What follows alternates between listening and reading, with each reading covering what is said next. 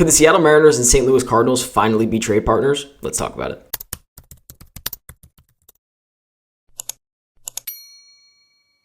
So it has been discussed for a few seasons now that the Seattle Mariners and St. Louis Cardinals line up very well for a trade. But this tweet from Cardinals Live on Friday definitely spiced things up and got my brain thinking. Cardinals Live posted, the Cardinals have officially informed Nolan Arenado that they plan on trading the all-star third baseman this winter.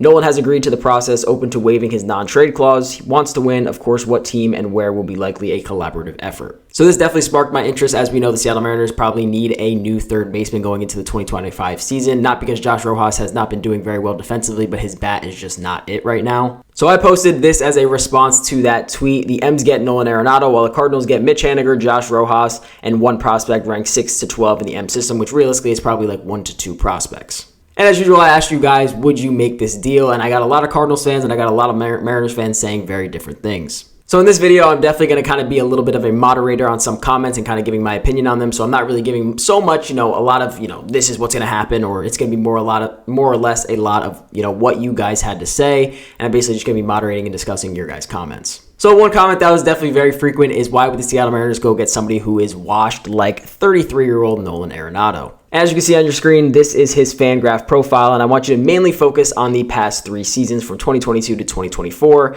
and where his bat has really declined. He had a 7.2 WAR and a 149 WRC plus in 2022 with 30 home runs, and ever since then he's been going down only to a 106 WRC plus and a 2.7 WAR in 2023 with 26 home runs, and then even lower down in 2024 with a 102 WRC plus, a 3.1 WAR, and only 16 home runs. But nonetheless, still posting up a 272 batting average, which is still pretty good, and not a very high strikeout rate. He never has struck out a lot, only a 14.5% strikeout rate, which is well below league average. And even when you look at the RBIs, 103 in 2022, 93 in 2023, and then 71 in 2024, and that is in 152 games, which is more than those 2 seasons prior. So there is definitely no argument that Nolan Arenado's bat is declining as he is getting older. But now, mind you, there is a lot more that goes into this if the Seattle Mariners really wanted to try to make this happen. But let's start off with Cardinals fans kind of giving me a little bit more info on what the Cardinals are doing. So as you can see by this one comment from a Cardinals fan, essentially all the Cardinals really want are prospects. They're not trying to take on any more money. They're trying to, drop salary, cut salary. So they have no desire to really take on MLB veterans, aka someone like Mitch Haniger, who will be making about $17 million this upcoming season. So that is definitely something, at least according to Cardinals fans, that the Cardinals do not want to take on. Which is understandable when I go into the details of Nolan's contract moving forward, which is going to be a lot of money for the St. Louis Cardinals if they end up keeping him. But then on the flip side, for the Seattle Mariners fans, this one said, why would you give up prospects for Arenado? Do you not understand how much St. Louis saves on this proposed deal? I don't get why the M's would do it. And what he's referring to is how much Nolan is making versus if you just sent, let's say you make a package of 5 prospects, send them to St. Louis for Nolan Arenado straight up. The Cardinals are going to be saving a lot of money, and the Seattle Mariners are going to be taking on tons of money, and we know they do not like to do that. So that is definitely problem number 1 with making a trade with the Cardinals for Nolan Arenado, and I will get a little bit more into the contract later in the video. But now moving on to another section that is involved that definitely sparks some questions, which is the Seattle Mariners fans' biggest fear is he worth one of our starting pitchers? Now, assuming this came from a Seattle Mariners fan, I personally believe he is not worth one of our starting pitchers, especially considering the amount of money the Mariners are going to take on for somebody like him. And if they were to trade to the Cardinals for one of our very solid starting pitchers, there definitely has to be another player in that deal. And I'm talking about a very well-established major league player. Whether that's someone like Lars Nootbaar or Brandon Donovan, who we're going to talk about later in the video.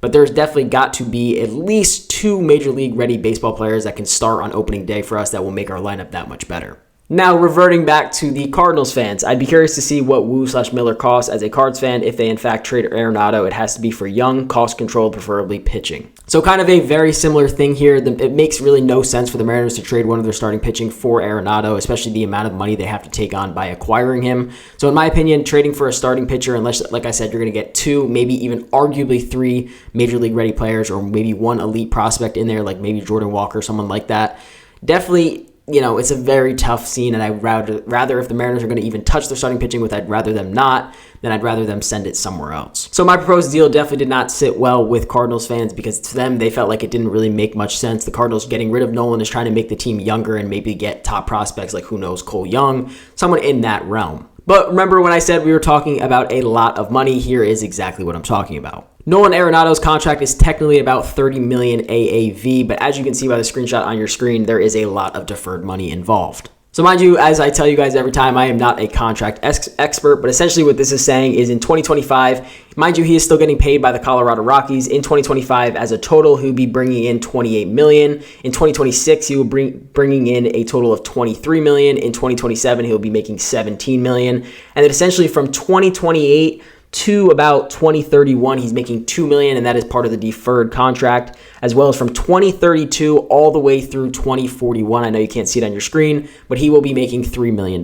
So this is definitely the weird part with the Nolan Arenado contract, is not only is he making a lot of money, he is still getting paid by a team, the Colorado Rockies, who he has not played for since 2020, and they will be paying him money through 2026. And then on top of that, if the Seattle Mariners were to take on his entire contract, they would arguably be paying him through the 2041 season, which is absolutely insane for a guy who, maybe arguably if he keeps declining as much as he has been, maybe is only in the league for another 3 to 5 years. Mind you, he is still a very good player in my opinion, and he is somebody that I would take. I just don't think we can take him for this amount of money. And with a Cardinals team who is genuinely just trying to shed payroll or just get rid of their extra excess from their old MLB veterans, this is something that just makes their lives 10 times easier if the Mariners take this contract on while giving up, maybe a young controllable starting pitcher or a lot of prospects for. So like I said, I am definitely not opposed to Nolan Arenado becoming a Seattle Mariner at the right price, but there is no way the Mariners are going to take on that amount of money that they have to pay through the 2041 season. But that doesn't necessarily mean that the Mariners and Cardinals still cannot make a deal. So we're going to pivot here to another comment that was underneath this post. And we've heard the name Brandon Donovan thrown around a few times over the years now. He's pretty well established as a solid contact hitter who doesn't need to square the ball up every time to get it to fall in. Perfect complement to the heart of this lineup. By the way, shout out to all of you who commented underneath this post. I didn't want to show your names just because I don't know if some of you get mad at that. And obviously, I didn't let you guys know that I would be using these for a video, but I did end up using these for a video. So thank you guys in advance if you do see your comment in here. But Brandon Donovan is definitely a name that has been floated around for the past few years and definitely somebody that I would be extremely interested in making a deal with the Cardinals for. So Brandon Donovan is pretty much a very solid utility player. Arguably, he played 105 games in left field, 53 games at second base, 9 at third base, 5 at DH, and 1 in right field in 2024. Now, in my personal opinion, if you're going to go get Brendan Donovan, he needs to be your everyday second baseman because obviously, as we know, the outfield is pretty stacked as it is. Now, he is still pre-arbitration and won't be a free agent until 2028, but he is officially ARB eligible in 2025. So Brendan Donovan made $757,000 in 2024 pre-ARB, and like I said, he is arbitration eligible in 2025. In 2024, he hit .278 with 14 home runs, a .342 on base percentage, a .417 slug,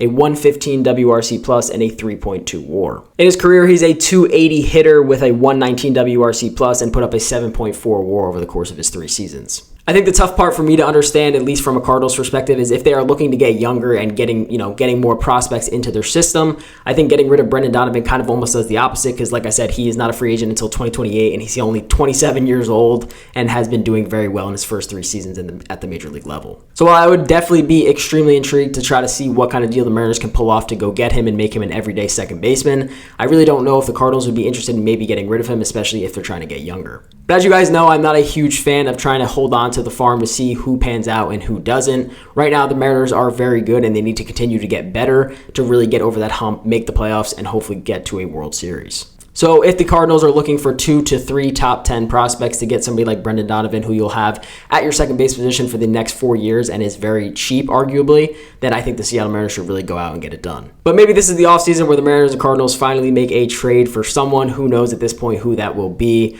Let me know what you guys think about this down in the comment section. And otherwise, I hope you guys did enjoy the video, and I'll see you guys in the next one. Peace out.